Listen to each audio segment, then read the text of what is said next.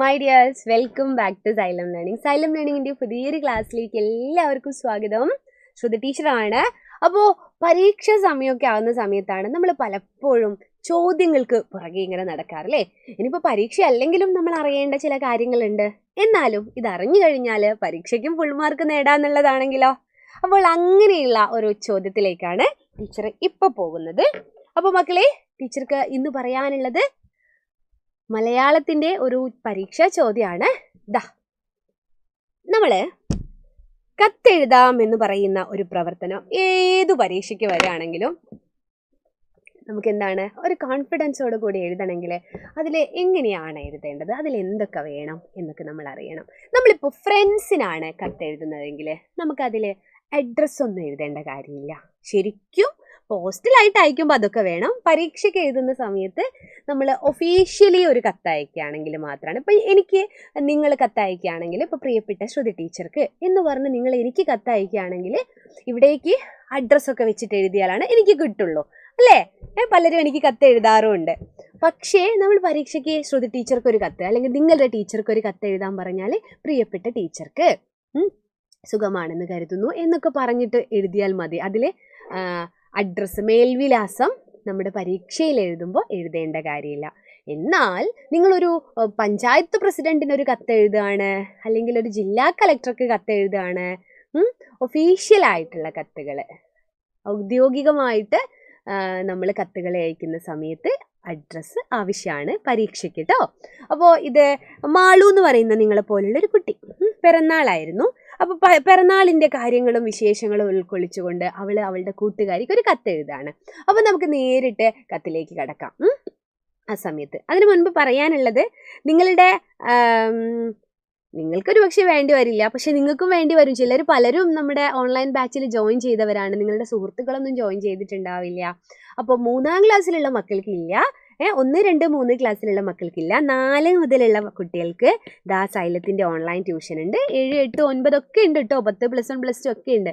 അപ്പോൾ എല്ലാവരും പറയണം ഇത് കാണുന്നവരോട് കേട്ടോ, ഇങ്ങനെ ഒരു ക്ലാസ് ഒക്കെ നടക്കുന്നുണ്ട്. അപ്പോൾ അവിടെ എന്താണ്, ഒരു കൊല്ലത്തേക്ക് നിങ്ങൾക്കൊരു ട്യൂഷൻ ഉണ്ട് എന്ന്. ഈ ഒരു നമ്പറിലാണ് വിളിച്ച് അഡ്മിഷൻ എടുക്കേണ്ടത്. അപ്പോൾ ഇനി കത്തിലോട്ട് പോകാം. മാളുവാണ് കത്ത് എഴുതുന്നത്. ആർക്കാണ് കത്ത് എഴുതുന്നത്? പാറൂനാണ്. പ്രിയപ്പെട്ട പാറൂന്, നീ സ്കൂളിൽ പോകാറില്ലേ? ഇന്നലെ എൻ്റെ പിറന്നാളായിരുന്നു. നീ അറിഞ്ഞിരിക്കുമല്ലോ. നിനക്ക് വരാൻ കഴിയാഞ്ഞിട്ടാണ് ആഘോഷത്തിന് എത്തിച്ചേരാത്തത് എന്ന് എനിക്കറിയാം. എൻ്റെ കൂട്ടുകാരെല്ലാം ഇവിടെ വന്നിരുന്നു. നിറയെ അലങ്കാരങ്ങളും സമ്മാനങ്ങളും പ്രിയപ്പെട്ടവരുമൊക്കെയായി ഒരു കുഞ്ഞാഘോഷം. എല്ലാവരും ഒരുമിച്ച് വന്നപ്പോൾ എനിക്ക് എന്ത് സന്തോഷമായെന്നോ. പിറന്നാളിന് അച്ഛൻ എനിക്കൊരു സൈക്കിളാണ് വാങ്ങി തന്നത്. ഒരുപാട് വിഭവങ്ങളുമായി അമ്മ പിറന്നാൾ സദ്യയും ഒരുക്കി. നല്ല രുചിയുള്ള കേക്ക് ഉണ്ടാക്കി തന്നത് എൻ്റെ ചിറ്റയായിരുന്നു. നിന്നെ എനിക്ക് വല്ലാതെ മിസ്സായിരുന്നു. അടുത്ത പിറന്നാളിന് നീയും കൂടെ വേണം. അന്ന് നമുക്കൊരുമിച്ച് പാവപ്പെട്ട കുറേ പേർക്ക് ഭക്ഷണം കൊടുക്കണം. വീട്ടിലെല്ലാവരോടും ചോദിച്ചതായി പറയണേ എന്ന് സ്നേഹത്തോടെ മാളു. അല്ലേ? ആദ്യം നമുക്ക് അഭിസംബോധന ഉണ്ട്. അതായത് ആർക്കാണ് കത്തെഴുതുന്നത്? പ്രിയപ്പെട്ട പാറൂന്. പിന്നെ എന്തൊക്കെയാണ്? നീ സ്കൂളിൽ പോകാറില്ലേ? എൻ്റെ പിറന്നാളിന് നിനക്ക് വരാൻ പറ്റായിട്ടാണെന്ന് എനിക്കറിയാം. പിന്നെ പറയുന്നത് പിറന്നാളിൻ്റെ വിശേഷമാണ്. പിന്നെ പിറന്നാളിന് കിട്ടിയ കാര്യങ്ങളൊക്കെ. അവസാനം കത്ത് അവസാനിപ്പിക്കുമ്പോൾ വീട്ടിലെല്ലാവരോടും ചോദിച്ചതായി പറയണേ എന്ന് പറഞ്ഞിട്ട് എന്ന് സ്നേഹത്തോടെ എന്നും പറഞ്ഞ് അവസാനിപ്പിക്കുന്നു. ആരാ എഴുതുന്നത്? മാളു. അപ്പോൾ എവിടെ നിന്നാണ് എഴുതുന്നത് എന്നുള്ളത് നമുക്ക് എഴുതാം. ഇത് നിർബന്ധമില്ല സുഹൃത്തിന് എഴുതുന്ന കത്തിൽ, അഡ്രസ്സൊന്നും എഴുതാത്തത് കൊണ്ടു. മേപ്പയൂർ, അതുപോലെ ഡേറ്റ്, ഇഷ്ടമുള്ള സ്ഥലം കൊടുക്കാം കേട്ടോ. ഞാൻ എൻ്റെ സ്ഥലം പ്രിയപ്പെട്ട എൻ്റെ മേപ്പയൂർ ആയതുകൊണ്ട് ഞാനതിങ്ങനെ ഇടയ്ക്കിടയ്ക്ക് കൊടുക്കും. അപ്പോൾ മേപ്പയൂർ 15/7/2025. അപ്പോൾ ഇതിങ്ങനെയാണ് ഒരു കത്ത് എഴുതുക. അപ്പോൾ ഒഫീഷ്യൽ ലെറ്റർ എങ്ങനെയാണ് എഴുതുക എന്നുള്ളത് മറ്റൊരു വീഡിയോയിൽ ടീച്ചർ പറഞ്ഞു തരാം. പരീക്ഷയ്ക്ക് മുമ്പേ കത്തെഴുതുന്നത് എങ്ങനെയാണെന്ന് നിങ്ങളെ ഒന്ന് പഠിപ്പിച്ച് തന്നതാണ് കേട്ടോ.